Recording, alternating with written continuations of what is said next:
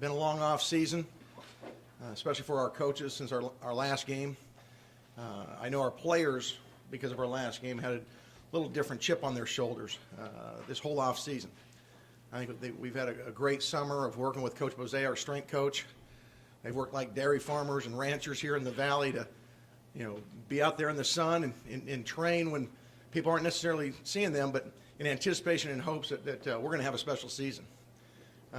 With 14 starters back, with our quarterback especially, we think we got a chance to compete at the highest level in this conference, and we're looking forward to the challenge. So with that, if there anybody got questions, be happy to answer. Again, we got the mic here, so. Coach, a lot of changes just around the building. There's some new things on the walls, some new paint outside, a little different view for the players arriving back. What's the idea behind some of the transformation we're seeing?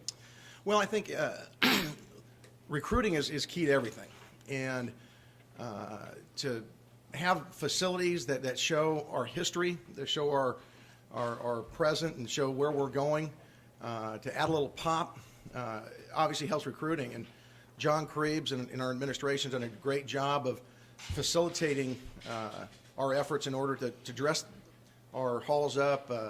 I think our players are really going to like it. It really speaks to who we are as a football program and really an athletic department. We've got pictures over here of our student athletes graduating. We got Bulldog Stadium on the other side. You can see a lot of our history as we go through the halls, and it tells our story the way we want it to be told when our recruits and our boosters and our players are around.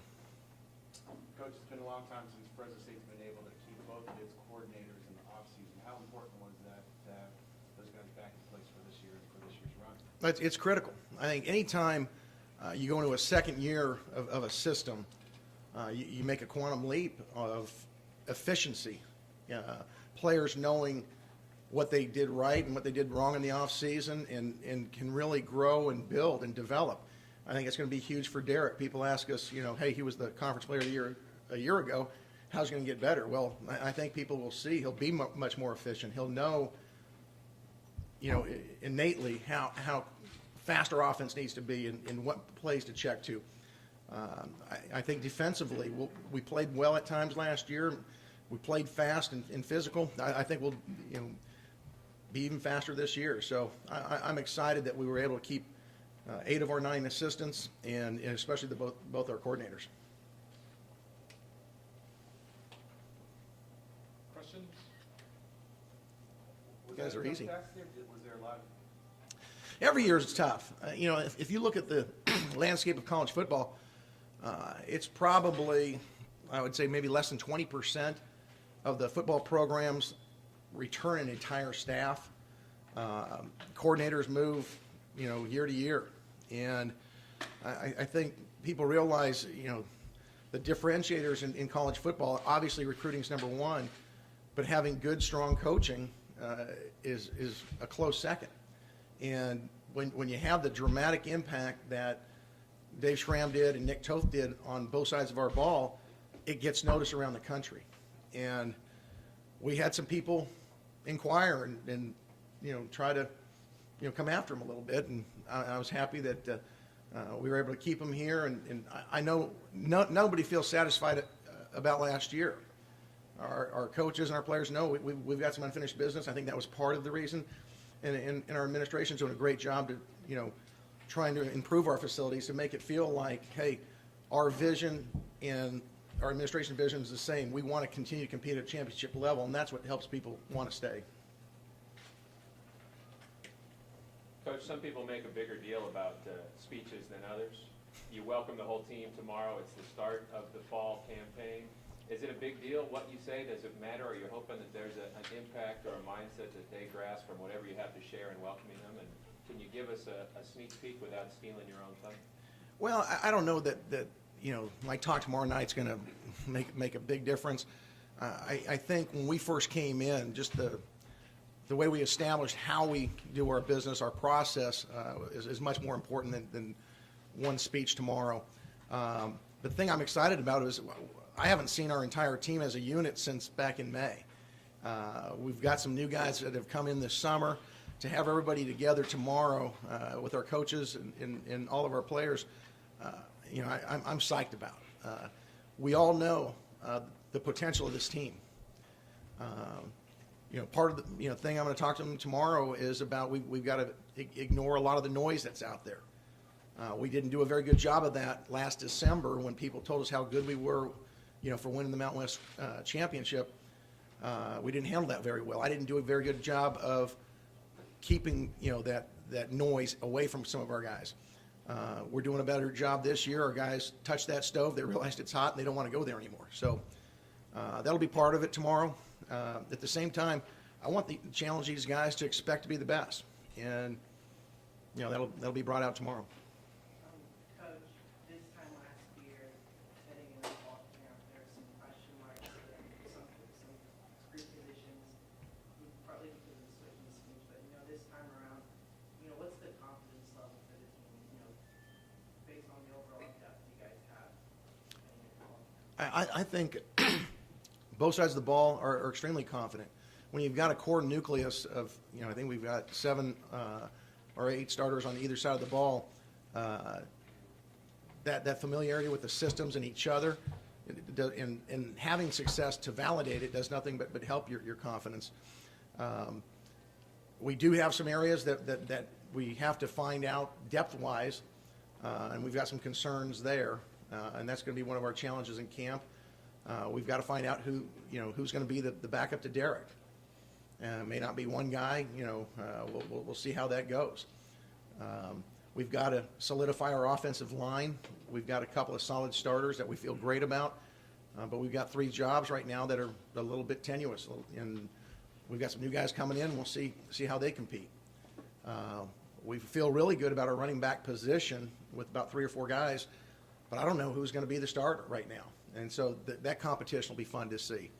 At the receiver position, I think we're deep and probably as talented as anywhere in our league. Defensively, with Sean Alston, being out for the year, we're going to have to find who the other corner is. But we were talking about this other day, Coach Toth and I. We had no idea going into fall camp a year ago that LJ was going to be a player. Didn't go through spring ball. Sean Alston didn't have a particularly great spring ball a year ago, and so we were a little bit more nervous a year ago than we are now. I think Shannon Edwards, with his playing time and experience a year ago, should have a chance to take over that role, and Jamal Ellis did a good job this spring. So we've got some talent there. We just got to see who's going to take over that job. We've feel really good about our front on the defensive line, with our depth there. Feel good at the inside linebacker position, and then at outside we got to find out how it's going to fall out. So again, a year ago, a lot more things were up in the air, but guys have had a year and a half now for the most part to establish who they are and what they can do, and I think our coaches have done a nice job developing that. Coach, the guys who haven't had that opportunity, and you have a fair amount of them this year, junior college transfers, are you kind of excited to kind of open up that Christmas morning present and see what you got? No doubt. We believe we've signed some really talented junior college guys that when we sign those guys, we expect them to come in and compete for a job right away. Otherwise, we sign a high school player and let them develop in our system. But roster management-wise, we've got some holes in our roster depth-wise that we need to have some older guys fill in. You never know. They all look good on tape. You go through the recruiting process. We're hearing really good reports from Coach Bose, but again, we're not around our guys working out. So come Friday, and it still probably won't be until about Tuesday's practice when we can go full pads. We'll really start finding out about these guys.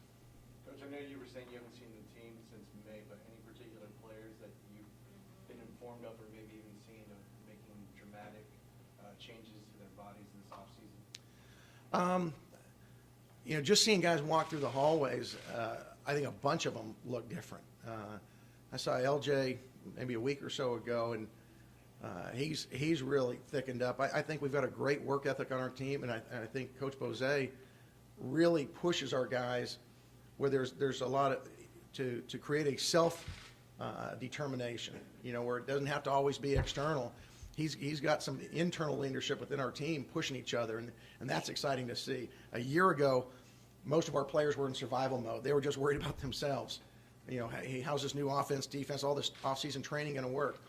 Now that our guys know and know how it's established, you know, guys like Austin Wentworth can bring in some of these new guys that got here in the summer and show them this is how we do things, and hold guys accountable. And those reports have been exciting to me.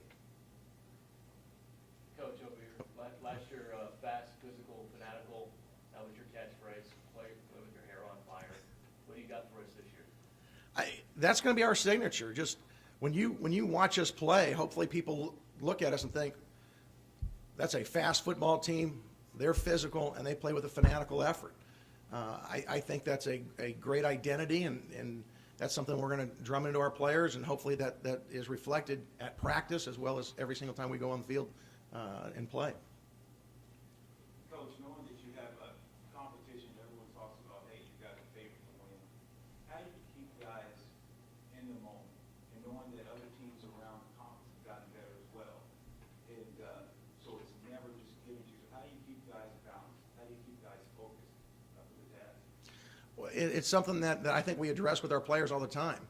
I guess the advantage we have is that, you know, we went through this process 7, 8 months ago, whatever it was, in December, and probably listened a little bit too much to the outside noise and didn't have quite the edge we needed to win a football game. Our players, the majority of our players are back from that trip. They realize that if they listen to those outside noises, it's only going to distract from what we've got to do. And, you know, I hear the reports from Coach Bozé. Our guys didn't train in the off season like, hey, we're the returning champions and we're just going to coast into this thing. Our guys were embarrassed about 9-4. You know, they were embarrassed about the bowl game. And I think they're determined to come back and, you know, rectify the situation. So I like the edge of our team right now.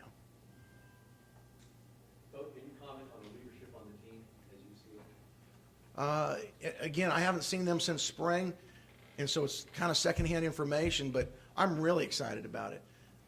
Coach Bozé lets us know not necessarily who's working out, but just like I said, the accountability function. We started let me back up. We finished our running test a year ago with 18 110-yard sprints within a certain time. And I think I read, you know, the other day, one of our coach from the AAC conference, they had their final test, I think it was 16. Well, we ran 18 110s. That was their test at the end of the summer. This year, the first day of our training, Coach Bozé took them out there and ran 18 110s, and everybody made it. Said, that's the baseline. We're going from here. And as they trained, you'll have days where, you know, certain guys, they're not feeling it. You know, you're out there and it's 108 degrees and you're running Bulldog Stadium on that turf. It's not real fun. Well, as soon as someone started hanging their head, he told me there'd be 2 or 3 guys not letting them do it. It wasn't that the coaches had to get on him. It was internally saying, hey, that's not what we do. And when you have that kind of internal leadership, you got a chance to have a special year. Coach, you talked about how your players were embarrassed last year at 9-4. Were you embarrassed last year at 9? By the bowl game, absolutely. If you were, what is that floor? What is that line going to be this year? Well, I think, you know, there's no number on that. I was embarrassed by our effort, the way that I coached in that game, because I didn't think we had the right